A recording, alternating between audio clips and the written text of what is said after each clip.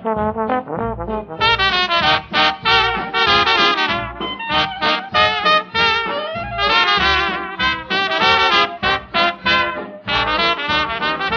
you want toys like other little boys in your neighborhood, don't wait till the night before Christmas to be good.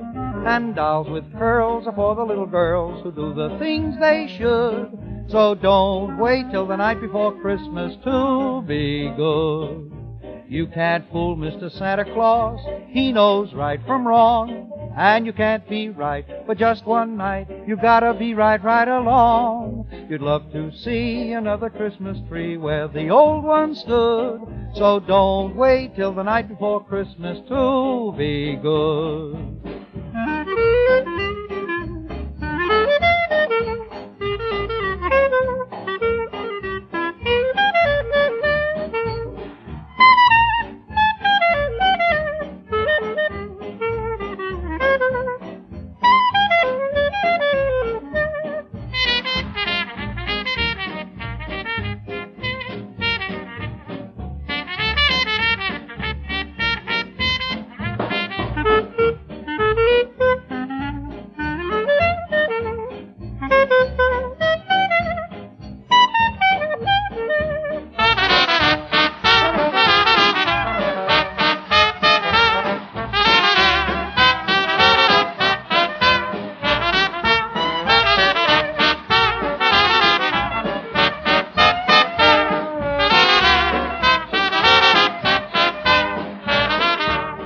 You can't fool Mr. Santa Claus, he knows right from wrong. And you can't be right for just one night, you gotta be right right along.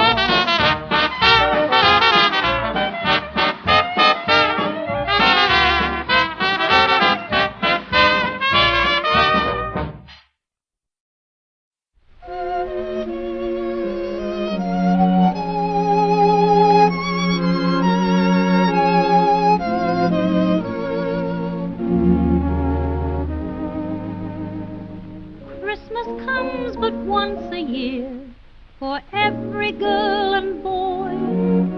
The laughter and the joy they find in each new toy. I'll tell you of a little boy who lives across the way. This little fellow's Christmas is just another day. He's the little boy that Santa Claus forgot, and goodness knows he didn't want a lot. He sent a note to Santa for some soldiers and a drum. It broke his little heart when he found Santa hadn't come. In the street he envies all those lucky boys, then wanders home to last year's broken toys. I'm so sorry for that laddie, he hasn't got a daddy, the little boy that Santa Claus forgot.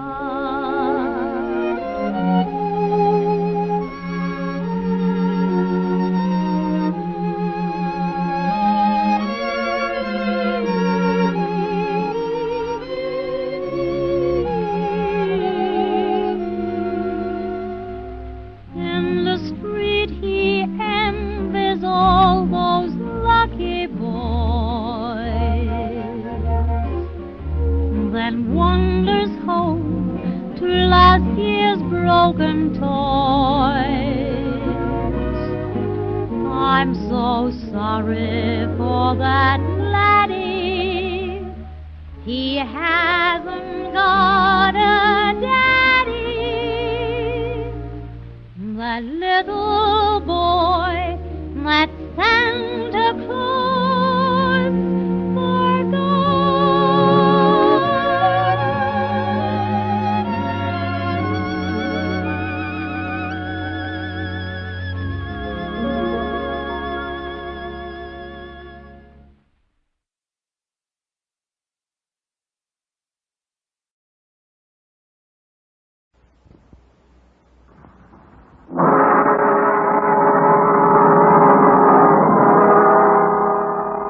we present Bernard Horsfall as Harry Lawson and Geoffrey Banks as Professor von Hardwig in A Journey to the Center of the Earth, the novel by Jules Verne, adapted for radio in 8 parts by Howard Jones.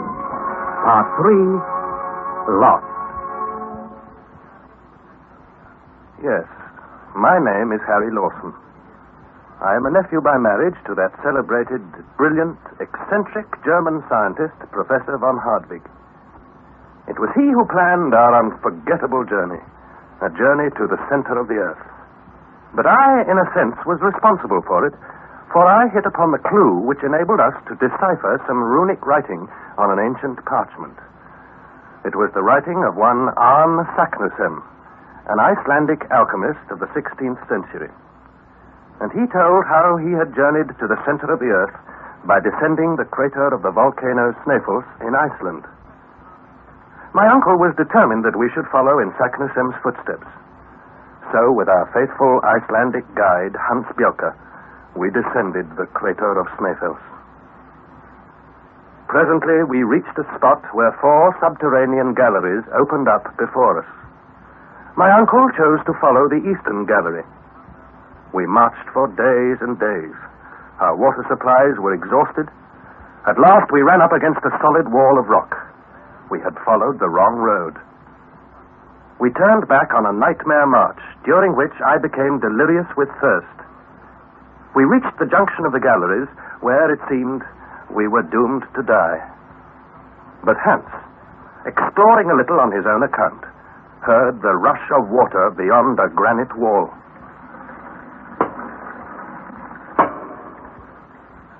With his crowbar, he hacked at the wall. He had been at work an hour, and I was wild with impatience. I am sure my uncle was thinking of more violent measures. He had, in fact, just taken hold of a crowbar when... Water, master! Here is much water! My clever, faithful Hans! Hey, water! Water! Give me some! No! Do not touch! What do you mean, do not touch? My hands, see, they are scalded. This water is boiling. Boiling? Then we can't drink it. Let us wait a little.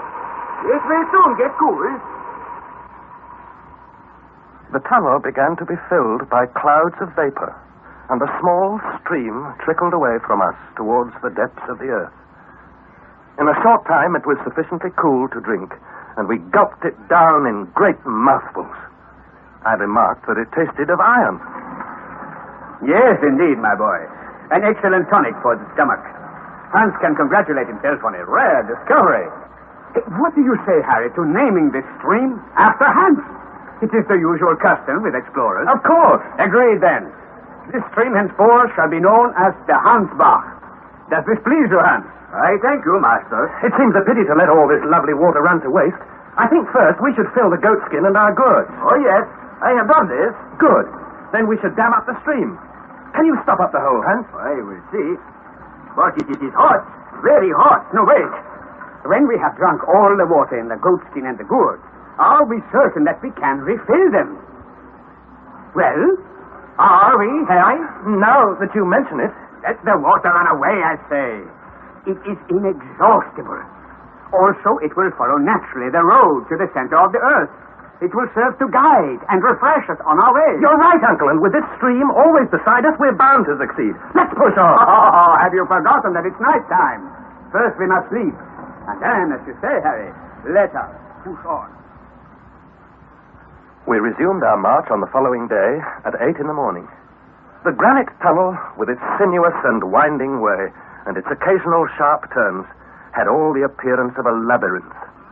Its direction, however, was generally towards the southeast. All the time, the stream flowed quietly at our feet. My uncle began to complain of the horizontal nature of the road. Our calculations showed a fall of about only 2 inches in every furlong. But this did not seem important to me. So long as the road led towards the center of the earth, there was no reason to complain. Besides, we had no choice. On the evening of Friday, the 10th of July, our calculations showed us to be some 30 leagues southeast of Reykjavik, and about 2.5 leagues beneath the surface. Hans, who was leading, suddenly gave a warning cry. Beware! Take care there! Take great care! What is the matter? A hole. Right here. Right under my feet. A horrible well. A beautiful well. Oh, it makes you dizzy to look down. Eh, Harry? Yes, this will take us down quickly. And it will take us a very long way. It is a veritable staircase. A staircase? We can't get down there. We have plenty of ropes, have we not, Hans? Plenty. I have them all here in my pack. Not one is lost. Splendid. But why do we delay with talk? Let us go down. The well into which we descended was a narrow opening known as a fissure. We were, in fact, descending a kind of a spiral staircase. Down, down, down. It was exhausting work, and we were compelled to rest every quarter of an hour on some projecting rock or ledge. All the while, the Hansbach fell beside us in a cascade.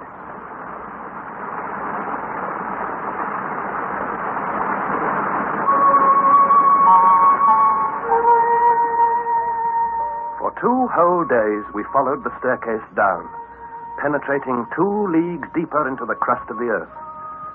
On the 3rd day, however, at about 12 o'clock, the fissure suddenly assumed a gentler slope, still tending in a southeasterly direction.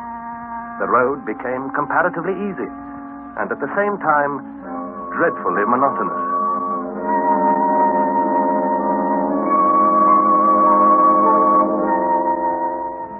It would have been difficult for matters to have turned out otherwise. Our journey had no chance of being diversified by landscape and scenery. We pushed on steadily. 3 days later, on Saturday, the 18th of July, we reached a kind of vast grotto. My uncle paid Hans his wages, his usual 3 rix-dollars, and declared the next day a day of rest. On Sunday morning, after breakfast, he decided to put his scientific notes and calculations in order. Yes, when we return to the surface, I shall want to make a map of our journey. It would not be too difficult. I have noted with the greatest care the angles and slopes we have followed. Hans, take the compass. Tell me how it indicates. It points east, 1/4 southeast. So, excellent. I calculate we have traveled 250 miles from our point of departure. That means that the Atlantic Ocean is over our heads. Certainly. At this very moment, perhaps storms are raging above us, men and ships are battling with high winds. Perhaps whales are up there, playing in shoals, thrashing our roofs. Possibly. But don't worry, there's no danger of them breaking through.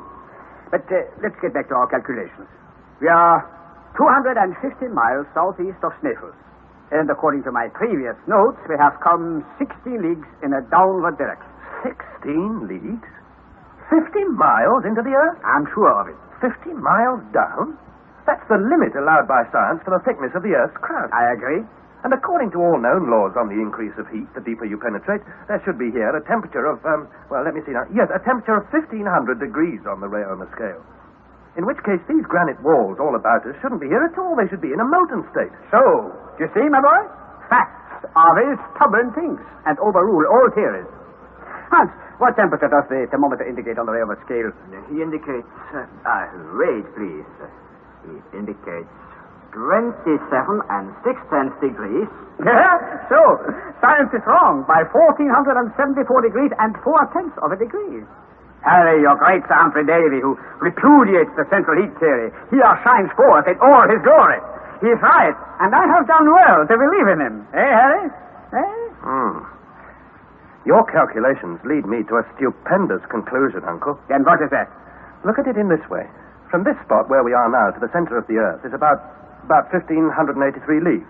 1,583 and a quarter. We'll call it 1,600 in round numbers. Now, out of a journey of 1,600 leagues, we have completed 16.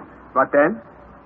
Hans, how long has our journey occupied us so far? It is 20 days.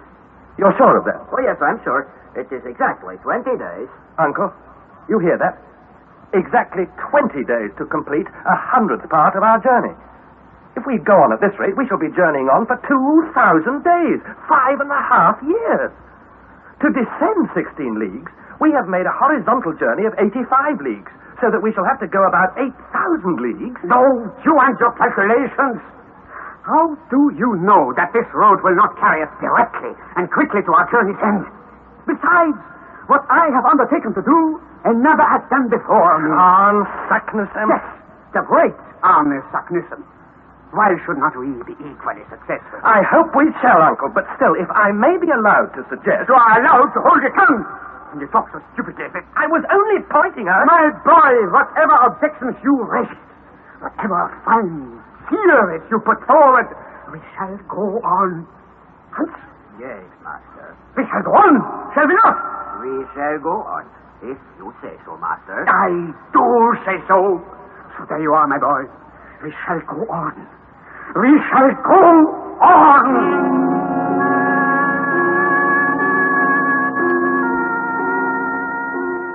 For several days thereafter, the slopes ahead of us became steeper. Some were frightful, almost vertical. And it seemed that we were forever going down through the solid rock. On some days we descended 1.5 leagues and even 2 leagues, that is 6 towards the center of the earth. These descents were sufficiently perilous, and as we made them, we learned to appreciate to the full the marvelous coolness of our guide. This grave and dispassionate Icelander had become devoted to us, and he got us over many a dangerous situation where, but for him, our little expedition must have foundered. During the 2 weeks following our last conversation, there occurred nothing worthy of record. But the next event, which I must relate, is indeed quite fearful. And even now, the memory of it makes me tremble and my heart to falter. Our constant and successive descents had taken us quite 30 leagues into the earth. That is to say, that there were above us nearly 100 miles of rocks, oceans, continents, and towns. In a horizontal direction, we were about 200 leagues southeast of Iceland. The 7th of August. On that unforgettable day, the tunnel had taken an almost level course. I was walking in front. My uncle had charge of one of the Ruhmkorff coils. I had the other. By means of its light, I was examining the different layers of granite. Presently, I halted and turned round. Uncle? I had been completely absorbed in my engrossing occupation and had failed to notice. I was alone.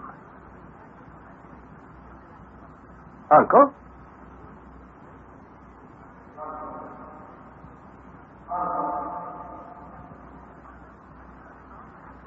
No reply. I've certainly been walking too fast, or perhaps the others have stopped to rest.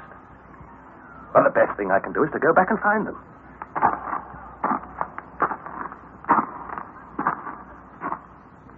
I must have walked back for at least a quarter of an hour.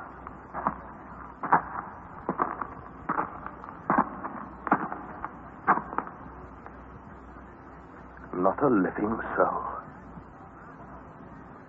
Uncle! Uncle!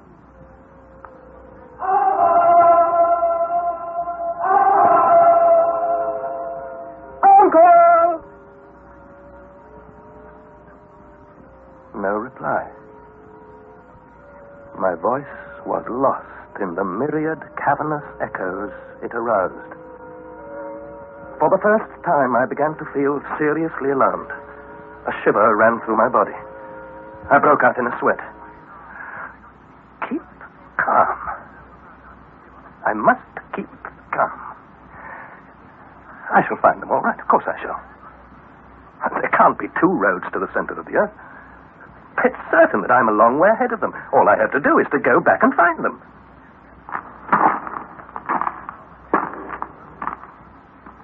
I ascended the tunnel for half an hour.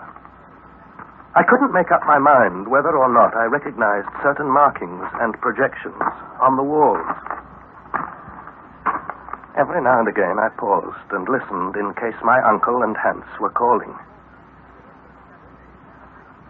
knowing well that in that still atmosphere I should hear them a long way off. But no, there was nothing to be heard. Nothing in all that immense gallery except the echoes of my own footsteps.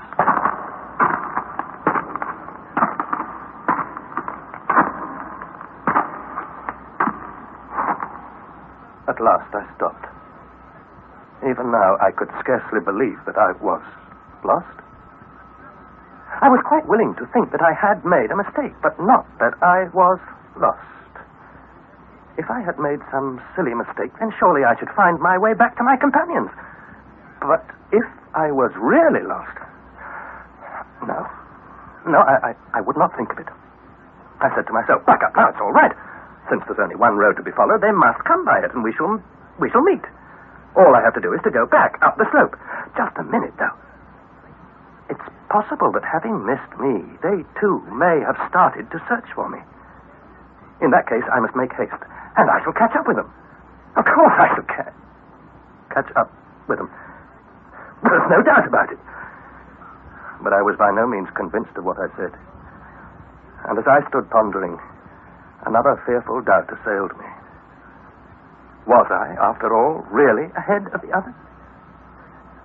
Well, yes, of course I was. Hans was certainly following behind me, preceded by my uncle. Why, I perfectly recalled how Hans had stopped for a moment to adjust the baggage on his shoulders. It's a trifling detail, but I recalled it clearly. And then I thought, there's another sure means of not losing my way. There's a thread to guide me through all this twisting passage. The Hansbach, our faithful little stream. Come along now, I said. Be on your way. Catch up with them. This wonderful little spring, our little river, which had spared us from thirst for so long, would now lead me straight back onto the right road. But first I thought I would refresh myself with a wash. I stopped to plunge my hands into the waters of the Hansbach stream. But there was no Hansbach stream. There was only the hard and dusty road of granite. No words can describe the despair that seized me. I went down on hands and knees, feeling the hard and arid floor. No stream, not the slightest trace of dampness. Uncle!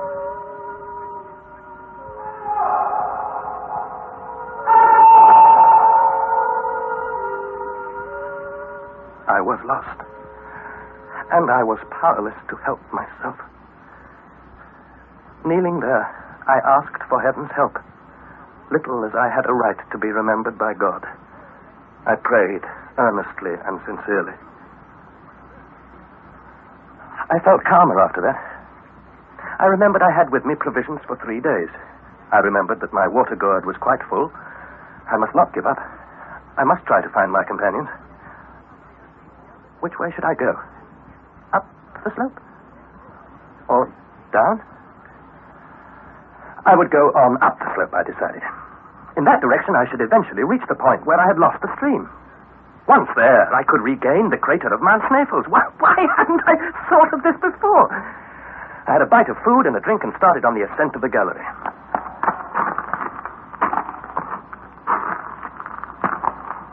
An hour passed.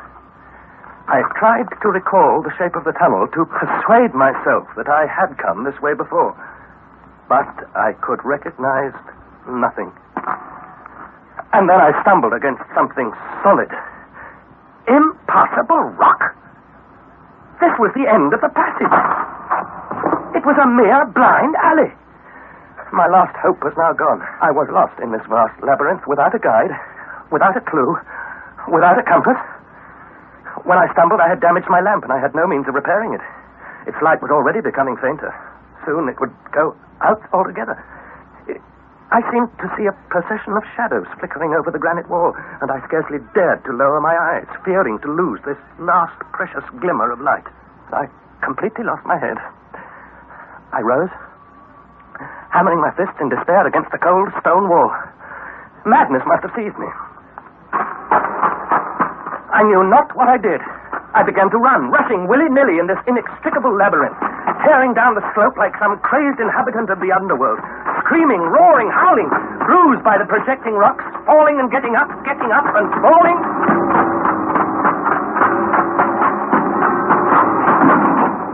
Where was I going?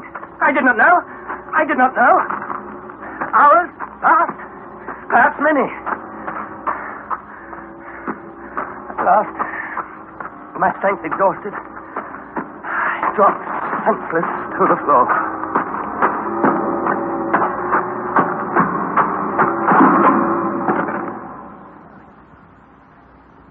When at last I opened my eyes, my face was wet with tears. How long I had lain there, I did not know.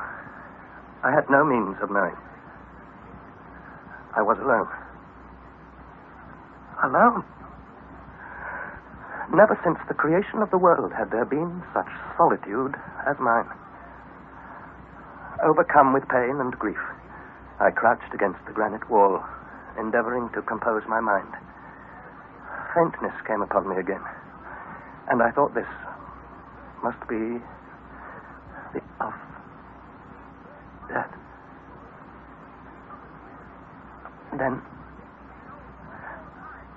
suddenly there reached my ears a confusion of sound, like a distant rumbling of thunder, and in it, resounding far, far off,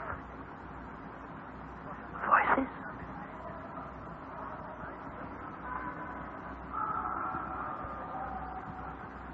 What was it? I listened. A quarter of an hour passed. All about me was so silent that I could hear the throbbing of my own heart. And thus I waited,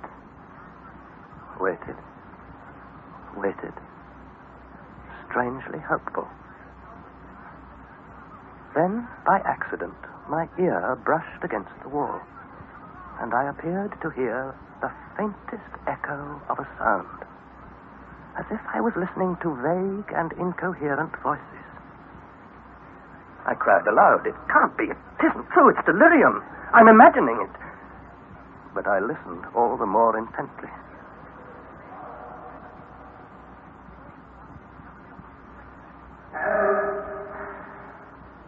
Now I convinced myself that I heard human voices. I could make out no meaning, no sense in what I heard, but somewhere somebody was speaking. I felt sure of it. Could it be myself? Could it be that my own words were echoing back to me? I bit my lips and again put my ear to the wall. Yes, it was the sound of human voices. So now I dragged myself along the sides of the tunnel until I reached a point where I could hear more distinctly. Even so, I could only distinguish strange and uncertain words which for me had no meaning. Words whispered, as it were, far, far away. And at last I made out a word.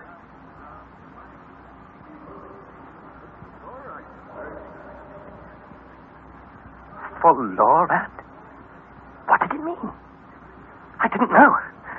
I didn't care. It was Danish. It must be either my uncle or Hans who was speaking. I yelled at the top of my voice, "Help! Help!" Then I listened, scarcely daring to breathe. I listened for the slightest sound, a cry, a sigh, a question. But no, all was silence. And now I began to fear that my voice was so weak that my companions who were in search of me would never hear me. It must be they. It must. What other men can be buried down here, 100 miles under the surface of the earth? Then again I listened. I moved my ear over to the wall and found a spot where the voices appeared to be at their loudest. And I heard, too, a noise like the rolling of distant thunder. Now, at last, I understood what was happening. These sounds were not reaching me through the solid mass of granite. They were coming along the gallery itself. The place where I lay had some peculiar acoustic property of its own. A whispering gallery.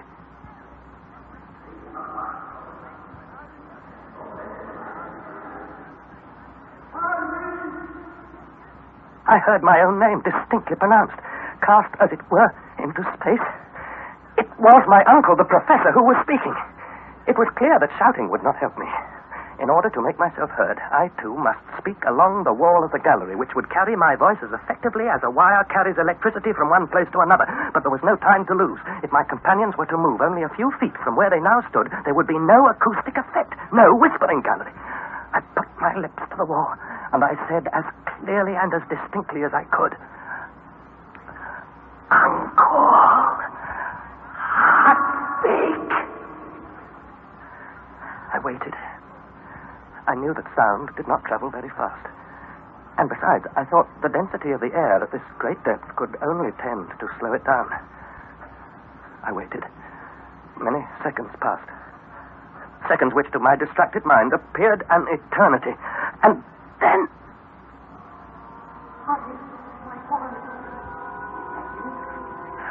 Uncle!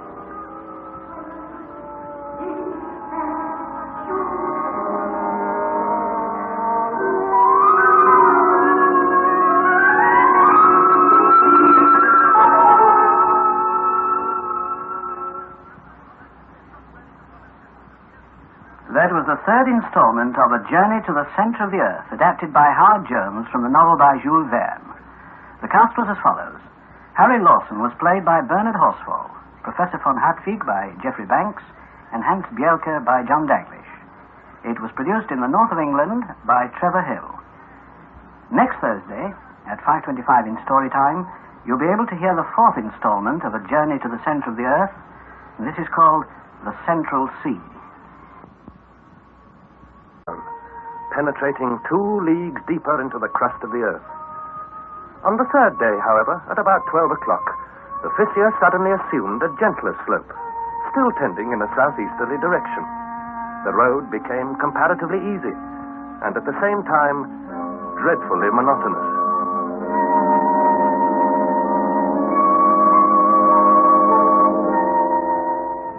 It would have been difficult for matters to have turned out otherwise. Our journey had no chance of being diversified by landscape and scenery.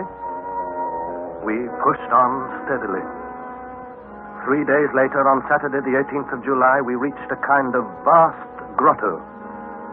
My uncle paid Hans his wages, his usual 3 rix dollars, and declared the next day a day of rest. On Sunday morning, after breakfast, he decided to put his scientific notes and calculations in order. Yes, when we return to the surface, I shall want to make a map of our journey. It would not be too difficult.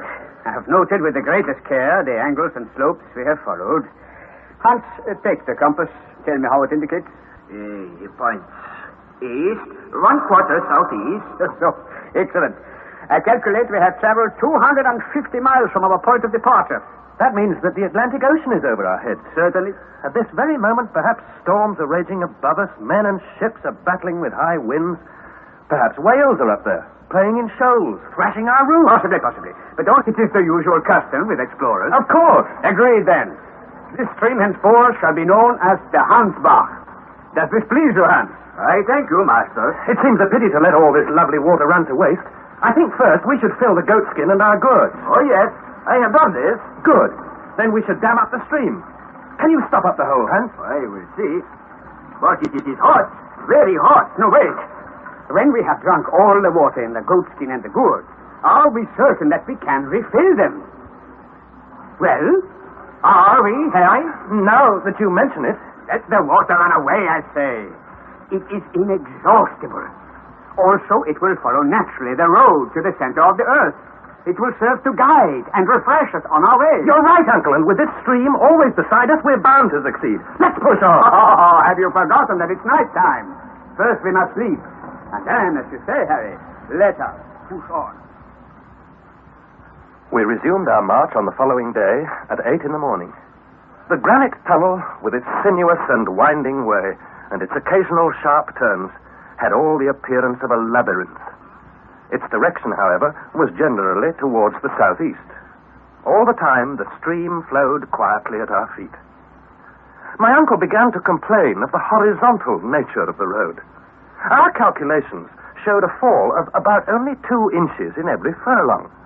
But this did not seem important to me. So long as the road led towards the center of the earth, there was no reason to complain. Besides, We had no choice. On the evening of Friday, the 10th of July, our calculations showed us to be some 30 leagues southeast of Reykjavik and about 2.5 leagues beneath the surface. Hans, who was leading, suddenly gave a warning cry. Beware! Take care there! Take great care! What is the matter? A hole! Right here! Right under my feet! A horrible well! A beautiful well! Oh, it makes you dizzy to look down. Eh, Harry? Yes, this will take us down quickly. And it will take us a very long way. It is a veritable staircase. A staircase? We can't get down there. We have plenty of ropes, have we not, Hans? Plenty. I have them all here in my pack. Not one is lost. Splendid! But why do we delay with talk? Let us go down. The well into which we descended was a narrow opening known as a fissure. We were, in fact, descending a kind of a spiral staircase. Down, down, down. It was exhausting work, and we were compelled to rest every quarter of an hour on some projecting rock or ledge. All the while, the Hansbach fell beside us in a cascade.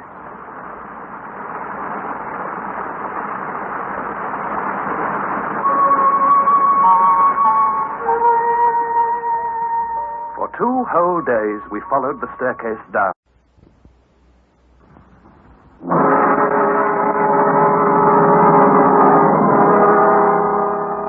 We present Bernard Horsfall as Harry Lawson and Geoffrey Banks as Professor von Hardwiggen, A Journey to the Center of the Earth, the novel by Jules Verne, adapted for radio in 8 parts by Howard Jones. Part 3, Lost. Yes, my name is Harry Lawson. I am a nephew by marriage to that celebrated, brilliant, eccentric German scientist, Professor von Hardwigg. It was he who planned our unforgettable journey, a journey to the center of the earth. But I, in a sense, was responsible for it, for I hit upon the clue which enabled us to decipher some runic writing on an ancient parchment. It was the writing of one Arne Saknussemm, an Icelandic alchemist of the 16th century. And he told how he had journeyed to the center of the earth by descending the crater of the volcano Snæfellsnes in Iceland. My uncle was determined that we should follow in Saknussemm's footsteps. So, with our faithful Icelandic guide, Hans Bjelke, we descended the crater of Snæfellsnes. Presently, we reached a spot where 4 subterranean galleries opened up before us. My uncle chose to follow the eastern gallery. We marched for days and days. Our water supplies were exhausted. At last, we ran up against a solid wall of rock. We had followed the wrong road. We turned back on a nightmare march, during which I became delirious with thirst. We reached the junction of the galleries, where it seemed we were doomed to die. But Hans, exploring a little on his own account, heard the rush of water beyond a granite wall.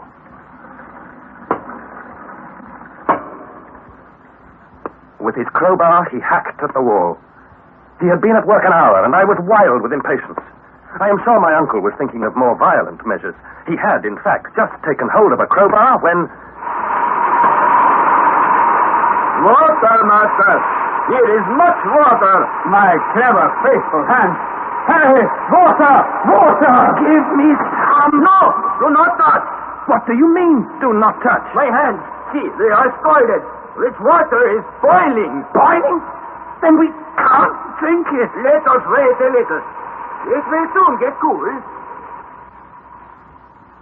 The tunnel began to be filled by clouds of vapor, and a small stream trickled away from us towards the depths of the earth. In a short time, it was sufficiently cool to drink, and we gulped it down in great mouthfuls. I remarked that it tasted of iron. Yes, indeed, my boy. An excellent tonic for the stomach. Hans can congratulate himself on a rare discovery. What do you say, Harry, to naming this stream after Hans? Once upon a time there was an engineer. Choo-choo Charlie was his name, we hear. He had an engine and he sure had fun. He used good and plenty candy to make his train run. Charlie says, Really rings the bell. Charlie says, love my good and plenty. Don't know any other penny that I love so well.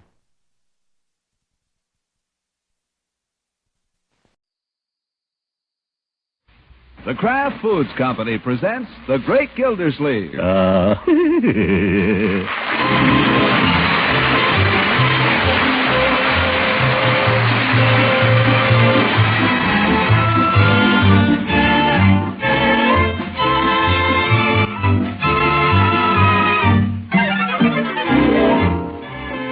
It's The Great Gildersleeve, starring Harold Perry, brought to you by the Kraft Foods Company, makers of a complete line of famous quality food products.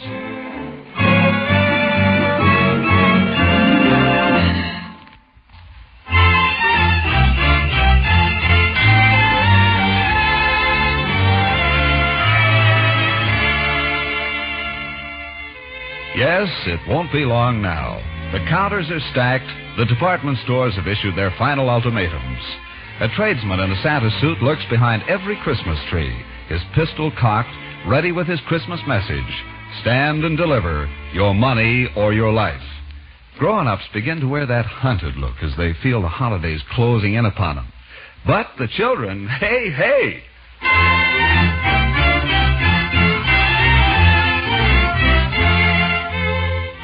Cheeks are flushed, hopes are high, talk is merry and a little wild. You know, we have the craziest uncle. I mean, really, he's a scream. But so nice, isn't he, Leroy? Yeah, he's okay sometimes. It's so funny. Every year about this time he gets us together, and he looks very solemn, and he says to us, "Children, I'd like you to sit down for a minute. I just want to warn you, we're going to have a very small Christmas this year. Santa Claus is very poor. So I don't want you to expect too much." And Christmas morning? Oh, boy, everything.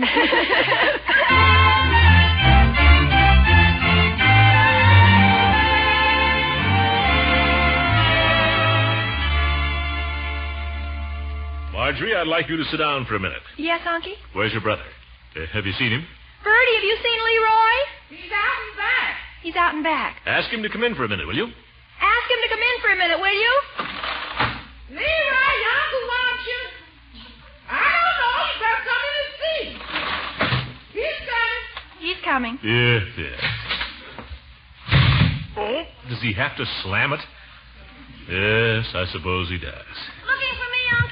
Leroy, I'd like to have a little talk with you, and Where did you get that cat?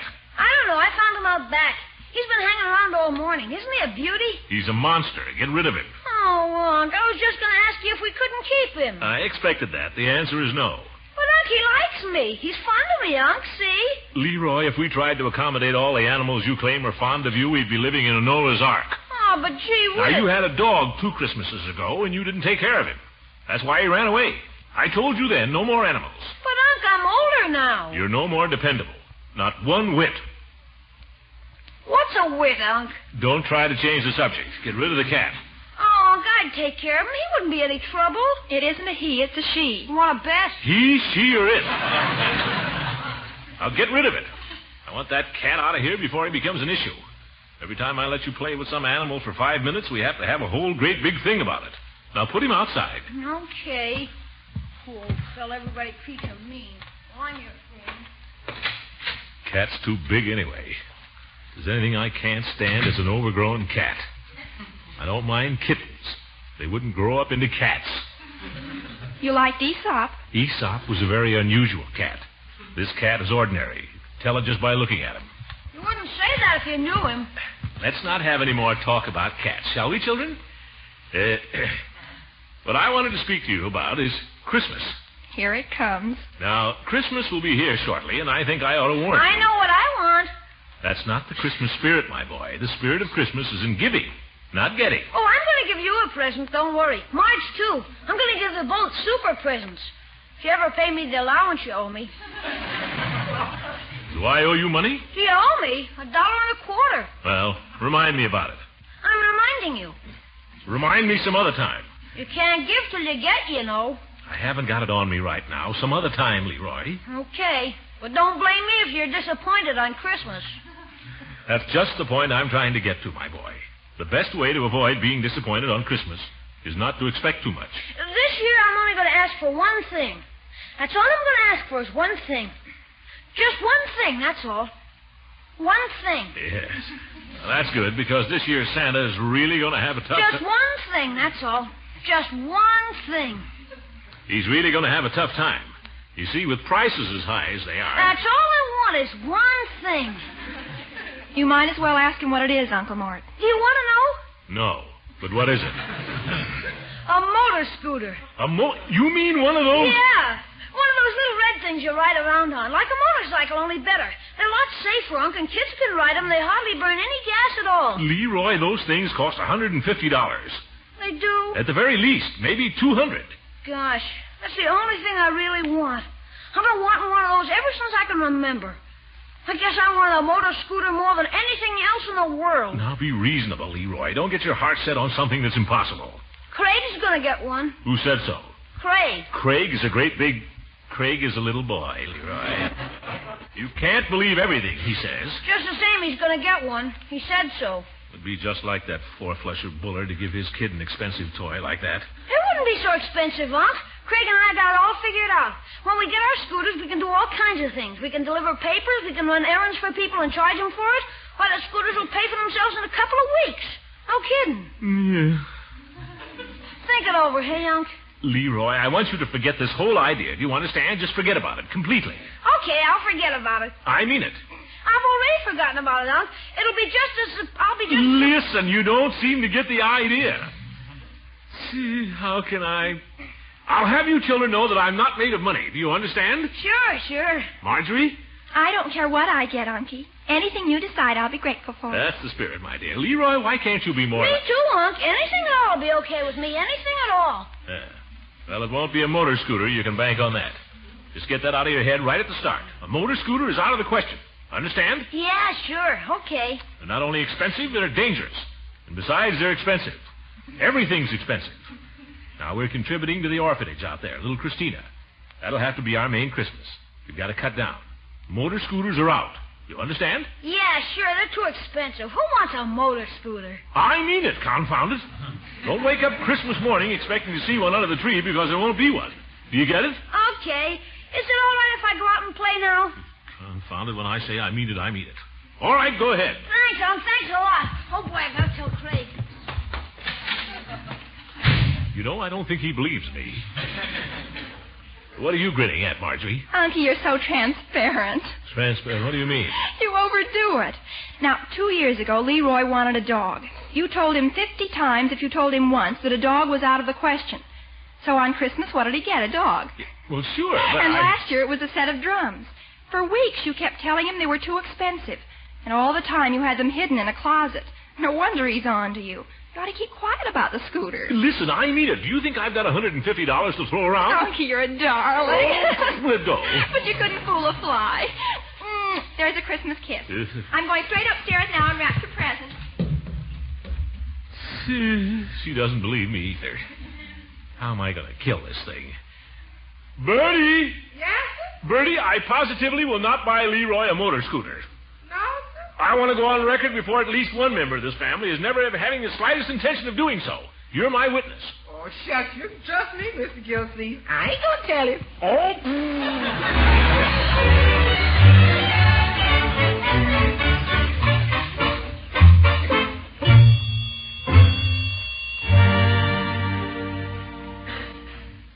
You know yourself, Peavy, getting such expensive presents as that isn't good for a boy. It could ruin his character. Well, no, I wouldn't say that. Why are you suddenly so concerned about Craig Bullard's character? Because, confound it, if Craig gets a motor scooter, then I've got to give Leroy one, that's all. I can't have Leroy disappointed on Christmas while Craig goes chugging up and down the street, the little show-off. That's my problem, Peavy. It's how to disappoint Leroy without disappointing him. How do you know Craig is going to get a scooter? I don't. That's what I'd like to have you ask Mr. Bullard, if you will. Well, why don't you ask him? Because I threatened to punch him in the nose last week. Him too? I told him to stay off the property. He told me to stay off his. You seem to be narrowing the circle of your acquaintance these days, Mr. Gildersleeve. Well, never mind. Will you do as I ask? I don't know. It's a small enough favor, for heaven's sake. But it's none of my business. I just can't say to Mr. Bullard, what's this I hear about you giving Craig a high-priced scooter for Christmas? No, you don't have to do it that way, Peavy. Just be tactful. Be casual. Sneak up on it. How? Well, for instance, you could look out of your window and say, well, there goes a boy on a motor scooter. By the way, Mr. Bullard, what are you giving Craig for Christmas? Don't think it'd work. Why not? Well, suppose no boy went by on a scooter. Ye gods, Peavy, you could pretend you saw one, couldn't you? That would be an untruth. I know, you just don't want to ask him. Well, Mr. Gildersleeve, I'll tell you. A man who will run a drugstore will do almost anything, but you have to draw the line somewhere. And when it comes to snooping, even a pharmacist... All right, forget it. I'm sorry I asked. Mr. Gildersleeve? Yes? In case I shouldn't see you in the meantime, Merry Christmas. Yeah, Merry Christmas.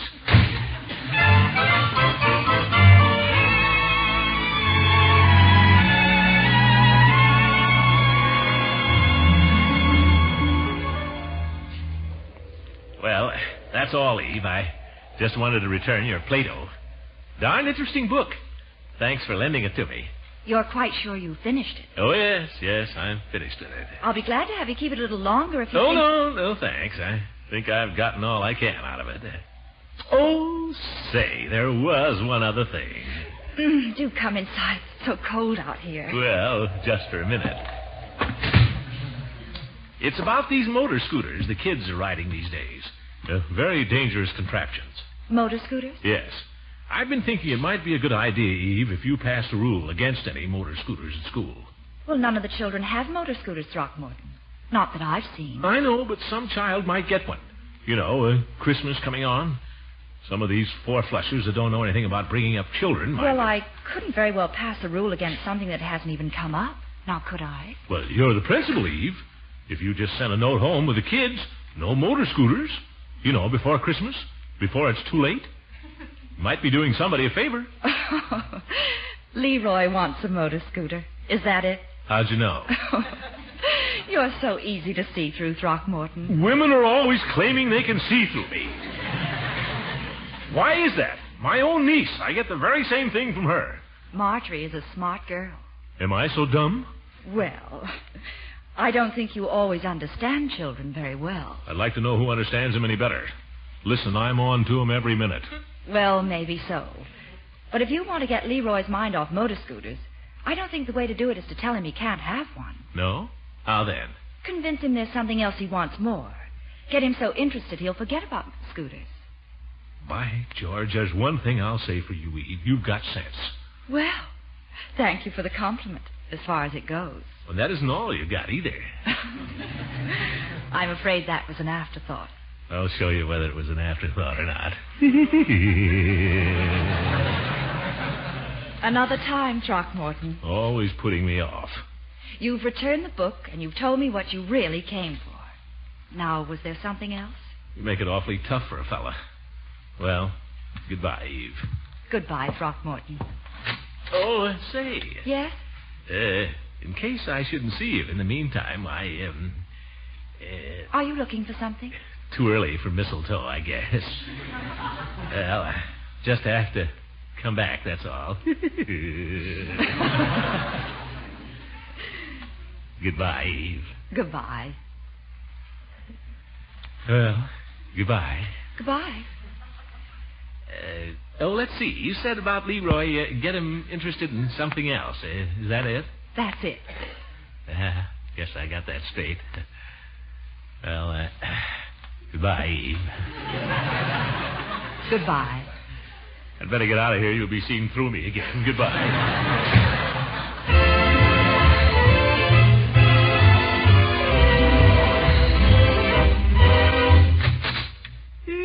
Goodbye, Eve.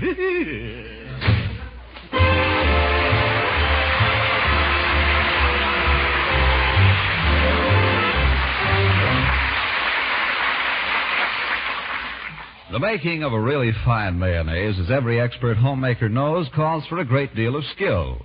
Only choice ingredients may be used, and they must be blended with the utmost care for perfect velvet-smooth texture. Now, it isn't easy, but Kraft has mastered the art. Try famous Kraft Kitchen Fresh Mayonnaise and see for yourself. Yes, although Miracle Whip salad dressing continues to be scarce because of the sugar shortage, Kraft Mayonnaise is once again available and in reasonable quantity. Fine salad oil is more plentiful, and your food dealer should have a fair supply of Kraft Mayonnaise soon, if not already. With its delicate homemade flavor, its creamy, satin-smooth texture, Mayonnaise by Kraft is glamour for any salad. Only fine salad oil, selected eggs, fragrant vinegar, and spices go into it. And as a final crowning touch, genuine fresh lemon juice is added. Then a special beater patented by Kraft is the secret of its marvelous texture. Yes, it's good news. Kraft Kitchen Fresh Mayonnaise is once again available.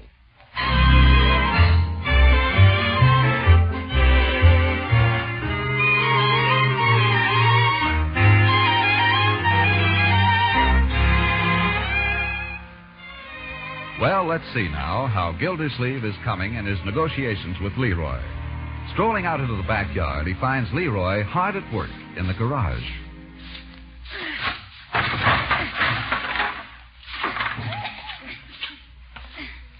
Well, my boy, what's going on here? Cleaning up. This isn't like you, Leroy. I'm just trying to clear a space here. Oh? Space for what? Well, in case I get anything for Christmas that I need a space for. Say, Leroy. Yeah? I've been thinking about what we were talking about the other day, about Christmas. You mean about a scooter?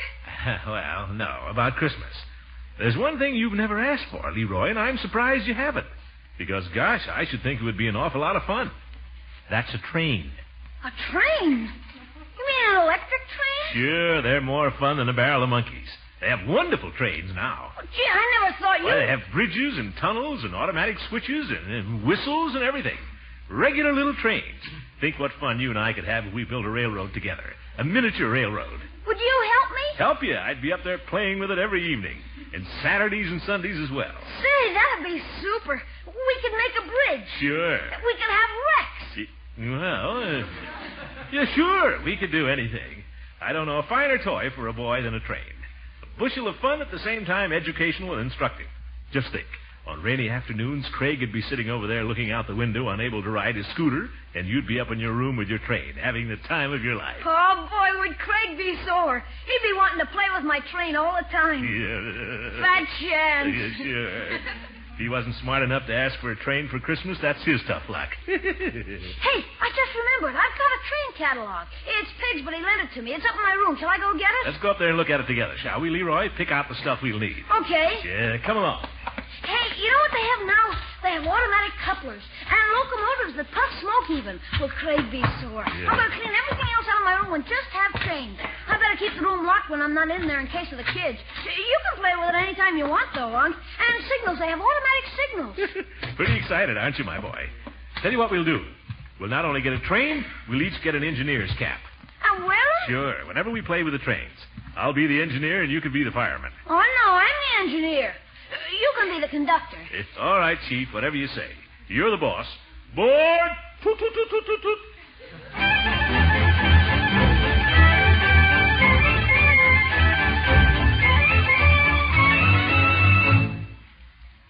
Where's the catalog, Leroy? Just a sec, Unc. I'll find it here somewhere. Maybe it's under this stuff. Oh? You sure you had it? Yeah, it's here all right. I put it where I'd be sure and find it. Maybe in here. Oh? This room of yours could stand a little straightening up, Leroy. Yeah, I was just gonna... here it is. Here it is, Unc. Well, let's sit down here among the debris and look at it together. Oh, what have you got in your bed there? Huh? I sat on something. Let me see. Oh, it's my toy tank. Well, that's not a very good way to take care of it, Leroy. I don't need it anymore. What the heck? The war's over. I certainly hope you'll take better care of your train than that. Oh, sure. I'll take good care of it. Well, good. Let's see here now. Let me show you. Yeah? Here's the locomotive I like. The big one, Unc, you see? Yeah. Hudson-type locomotive, real headlight, automatic reverse, firebox blows red, accurate in every detail. $37.50. And then use the tender that goes with it. That's the coal car. Yeah. You see, it has a whistle gadget built right into it. $11.25. Let me look at that book, Leroy. Sure. Yeah. Scale model passenger cars, each $8.75. Remote control switch, $6.50. Automatic crossing gate, $4.50. Complete Hudson Flyer train outfit. Includes locomotive, tender, 3 passenger cars, 16 sections of track, 2 switches, 100 and... Here. Where are you going? No place. You know, Leroy, when you come right down to it, the toys you have the most fun with are the toys you make yourself. What do you mean? How would you like a set of tools, my boy, of your very own? You mean no train? Well, I'll tell you now about trains. The trouble with trains, you play with them a few times, and then you get tired of them. Now, if I got you a train, why, next year you'd have completely outgrown it, my boy. Be just kicking around here getting busted like all this other stuff. Just make you feel bad. Now, I think it'd be much more sensible if... Leroy, are you listening to what I have to say? What do I want with tools? I can use yours.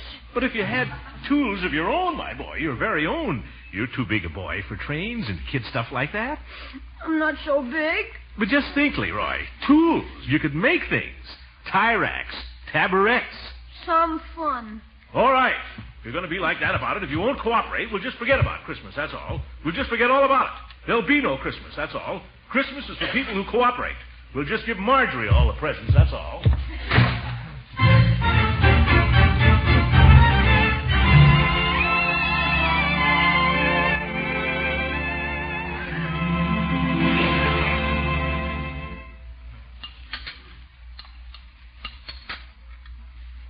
Well, why doesn't somebody say something?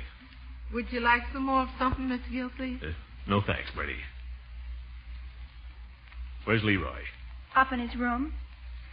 Did you tell him I said to come down? Yes. All right, he can just go without his supper then. He said he didn't want any. He's in bed. In bed? Mr. Gilsey, I know it's none of my business, but when a boy don't want to eat, I don't... Now, Bertie, I'll handle this. Yes, sir. Leroy is in bed, you say? Yes. Oh, that's too bad. Confound it, why does Christmas have to come up anyway? Just makes for a lot of trouble. A lot of hard feeling. Hope Leroy didn't take me literally when I said there wouldn't be any Christmas. Poor little fellow. After all, he is just a kid. He's probably up there crying his eyes out. Maybe I ought to run up and speak to him, huh? What do you think, Bertie? Why don't you do that, Mr. Gilsey? Yeah. Will you excuse me, Marjorie? Certainly. But I don't know that Leroy will. Go up and see. I'll put this back in the oven and keep it warm for you, Mr. Gilsey. Don't bother, Bertie. I don't deserve it. Poor little tyke. I'm too hard on the boy, that's all. I don't mean to be. It's Christmas, that's what it is.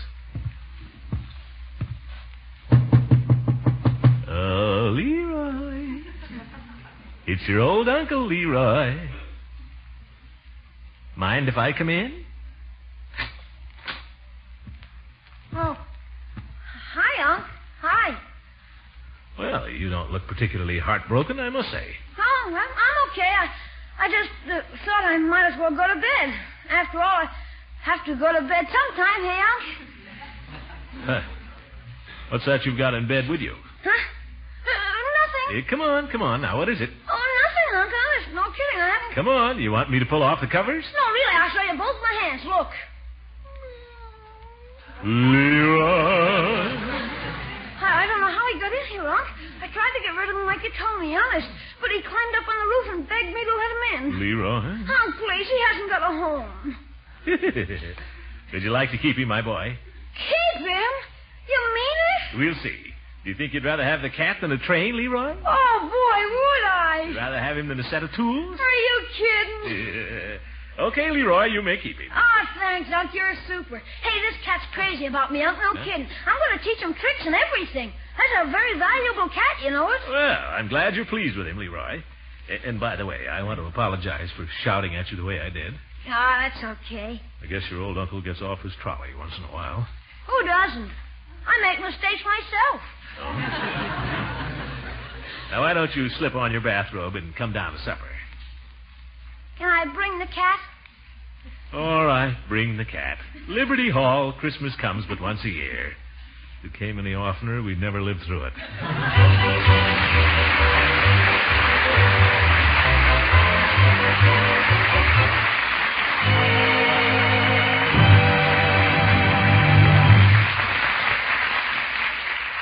The Great Gildersleeve will be back again very shortly. Well, these are busy days, all right. Christmas shopping, planning meals, to say nothing of holiday entertaining. So it's good news, I know, that famous Kraft Kitchen Fresh Mayonnaise is back. You'll never again bother to make your own once you try it. Kraft Mayonnaise, you remember, is the superior mayonnaise sure to bring compliments wherever it's served. It has a truly distinctive flavor that comes from the choice ingredients that go into it. Fine salad oil, selected eggs, fragrant vinegar and spices, and as a final touch of perfection, fresh lemon juice. Choose it always for delicate, just right flavor and for marvelous texture. A special beater patented by Kraft gives Kraft Kitchen Fresh Mayonnaise a creamy satin smoothness you could never accomplish in your own kitchen. You'll be proud to serve Kraft Mayonnaise. It's once again available in reasonable quantity.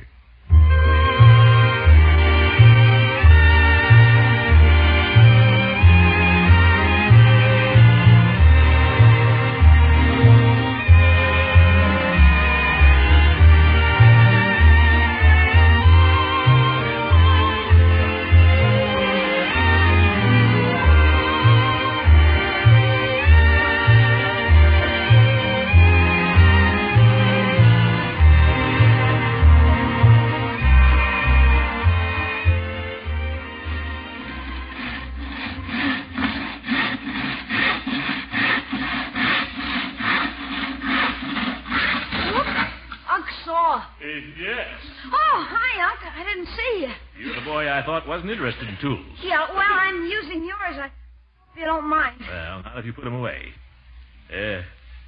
What are you doing there? Making something.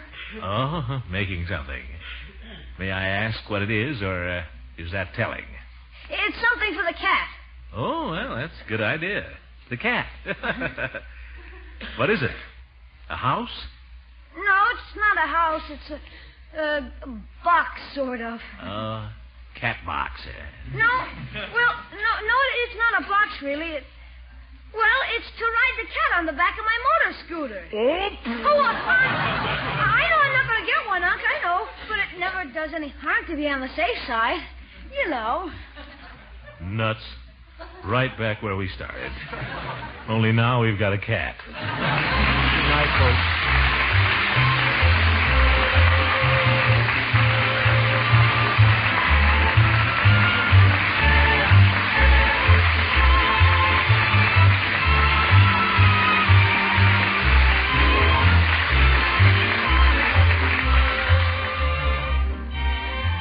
The Great Gildersleeve is played by Harold Perry. It is written by John Whedon and Sam Moore.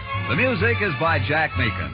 Included in the cast are Walter Tetley as Leroy, Louise Erickson as Marjorie, and Lillian Randolph as Bertie. Richard LeGrand is Mr. Peavy. This is John Lang saying goodnight for the Kraft Foods Company and inviting you to listen in again next Wednesday for the further adventures of the Great Gildersleeve.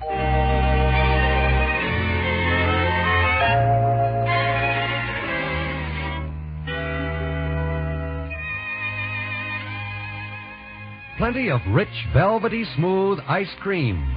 Any flavor you like, always on hand. Sound swell? It is, and so easy to enjoy when you buy the new Kraft product called Frizz, F-R-I-Z-Z. Yes, Frizz makes delicious homemade ice cream right in your refrigerator. Real ice cream with plenty of milk and cream in it. Just add water, a little sugar, and freeze according to directions on the package. Made by an exclusive process that retains that fresh cream flavor, it freezes smoothly, gives you 6 generous servings from one package of Frizz.